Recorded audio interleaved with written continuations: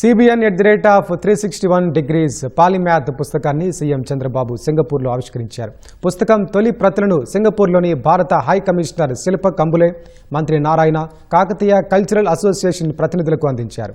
ఈ పుస్తకాన్ని రేపటి కోసం దినపత్రిక చీఫ్ ఎడిటర్ శాఖమూరు శ్రీనివాస ప్రసాద్ రచించారు. విశ్రాంత IAS అధికారి KV సత్యనారాయణ ఆంగ్లంలో అనువదించారు. దార్శనిక నేతగా సీఎం చంద్రబాబు వివిధ సందర్భాల్లో తీసుకున్న నిర్ణయాలను విశ్లేషిస్తూ ఈ పుస్తకాన్ని రచించారు.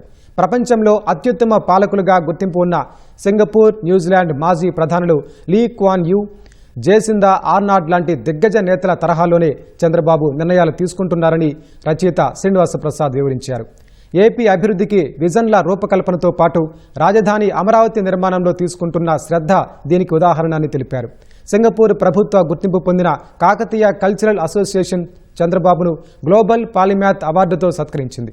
సింగపూర్ రూపకర్త లీ క్వాన్ యూ శత జయంతిని పురస్కరించుకుని విడుదల చేసిన వెండి నాణ్యాన్ని సీఎం చంద్రబాబుకు అసోసియేషన్ ప్రతినిధులు బహూకరించారు. త్వరలోనే ఈ పుస్తకం తెలుగు, హిందీ సహా వివిధ భారతీయ భాషల్లో విడుదల చేయనున్నట్టు అసోసియేషన్ ప్రతినిధులు తెలిపారు.